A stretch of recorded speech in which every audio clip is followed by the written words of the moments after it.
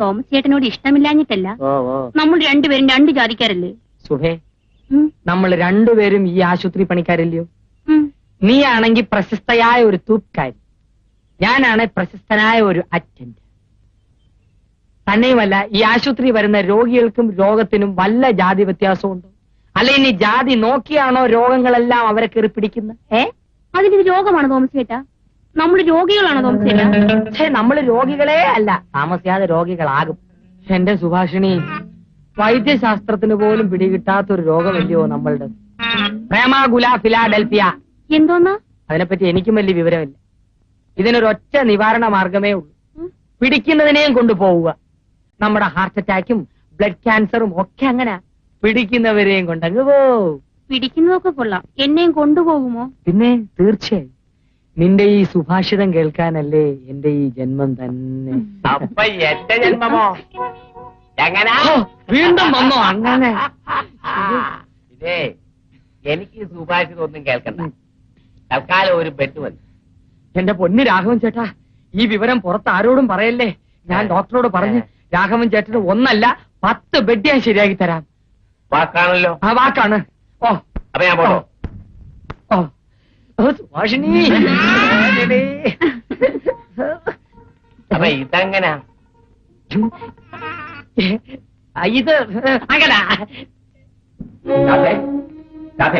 എന്ത് ചേട്ടാ? അമ്മ എവിടെ? എന്താ മോനെ? ഇപ്പൊ രണ്ടുപേർക്കും തൃപ്തിയായല്ലോ. രണ്ടുപേരും കൂടി മനുഷ്യനെ സ്വൈരമായിട്ട് ജീവിക്കാൻ സമ്മതിക്കില്ലല്ലേ? നിന്റെ സൗകര്യം കെടുത്താൻ ഇവിടെ ഇപ്പൊ എന്തുണ്ടായി? എന്തുണ്ടാകാനാ? അവൾ ഒന്നും അറിയാത്തവർ നിൽക്കുന്ന കണ്ടില്ലേ? ചേട്ടൻ ഇന്നെന്താ? ഞാനൊന്നും ചെയ്തില്ലമ്മേ. ചേട്ടൻ ഇന്ന് ഇടത്തൂടായിരിക്കും എഴുന്നേറ്റത്. നീ ഒന്നും അറിഞ്ഞില്ലല്ലേ? നീയല്ലേ പറഞ്ഞത് ആ ശ്രീദേവിയെ നിന്റെ ചേട്ടത്തിയെ കൊണ്ടുവരണമെന്ന്? അമ്മ അതിനെ കൂട്ടി നിൽക്കുകയും ചെയ്തു. അവളുടെ ആഗ്രഹം അങ്ങ് പറഞ്ഞു പോയി മോനെ. എനിക്കും തോന്നി അത് നല്ലതാണ്. ഞങ്ങൾ പിന്നെ നിന്നോടല്ലാതെ മറ്റാരോട് പറയാനാ മോനെ? എന്നാലേ ഞാനതങ്ങ് നടത്താൻ പോവുക. ശ്രീദേവിയെ കല്യാണം കഴിക്കാൻ ഞാൻ തീരുമാനിച്ചു കഴിഞ്ഞു. സത്യമാണോ ചേട്ടാ? ആ ശ്രീദേവി, മോളെ ശ്രീദേവി.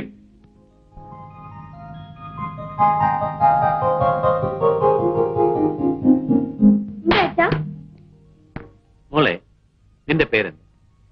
എന്റെ അച്ഛനും അമ്മയുമായ ഈ അച്ഛൻ വിളിക്കുന്നത് ഗീതമോളെ എന്ന്.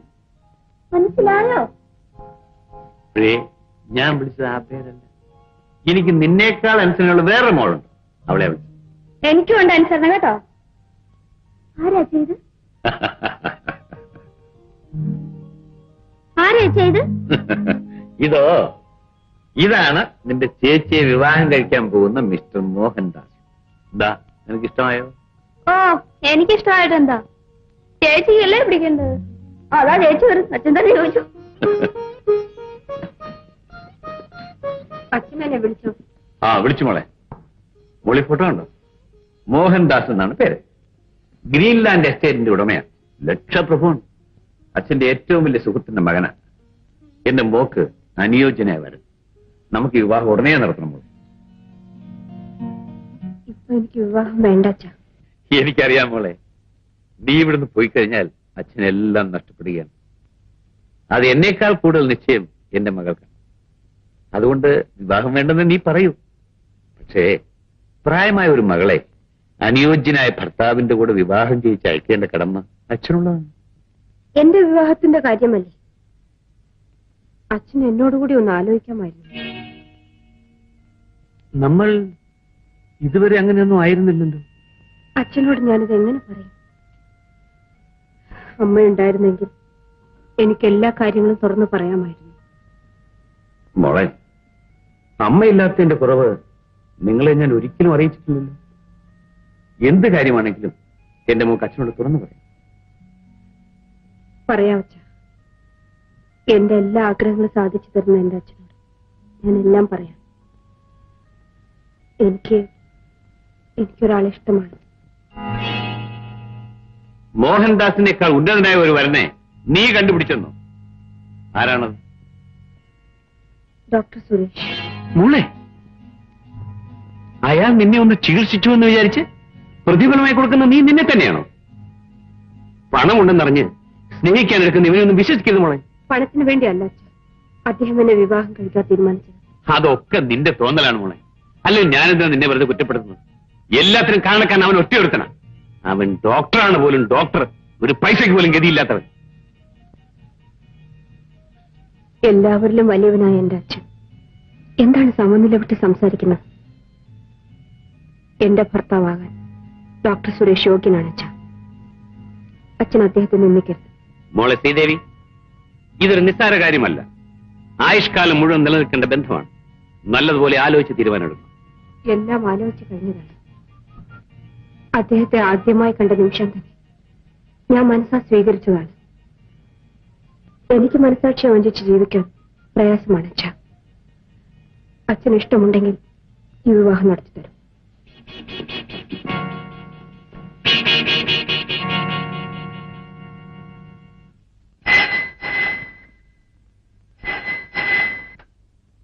ഹലോ, അതെ, ആരാണ് സംസാരിക്കുന്നത്? ഉണ്ട്, ചേട്ടനെ വിളിക്കാം. ചേട്ടാ, മുല്ലശ്ശേരിന്ന് ശ്രീദേവി ചേച്ചിയുടെ അച്ഛൻ വിളിക്കുന്നു. ഹലോ, ഞാൻ ഡോക്ടർ സുരേഷാണ് സംസാരിക്കുന്നത്. ഞാൻ വൈകുന്നേരം 6 മണിക്ക് വരാം. ശരി, എന്നാൽ കാലത്ത് 10 മണിക്ക് തന്നെ വന്നേക്കാം. റൈറ്റ്. എന്തിനാ ചേട്ടാ വിളിച്ചത്? ഏതോ ഒരു അത്യാവശ്യ കാര്യം അദ്ദേഹത്തിന് സംസാരിക്കാനുണ്ടെന്ന്. എന്താ മോനെ എത്ര അത്യാവശ്യം? അമ്മ എനിക്കറിയാം, ഞാൻ പറയട്ടെ. എന്താ? ചേട്ടന്റെ കല്യാണ കാര്യം. ശരിയാണോ മോനെ? ഇതെങ്കിലും നടക്കുമോ? ഇവർക്ക് വേറെ ജോലിയില്ല, കാര്യമൊന്നും പറഞ്ഞില്ല. നാളെ ചേട്ടനെ ഞാൻ ഡ്രസ് ചെയ്യിച്ചോളാം. നല്ല സിംപിളനായിട്ട് വേണം പോകാൻ. എല്ലാരും കൂടി എന്നെ ഒരു കാഴ്ച വസ്തുവാക്കുമെന്ന് തോന്നുന്നല്ലോ.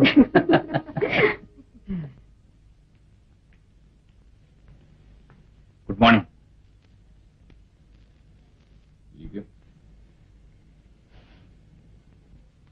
കുടിക്കാൻ ചായയോ കാപ്പിയോ കൂൾ ഡ്രിങ്ക്സോ? Thank you.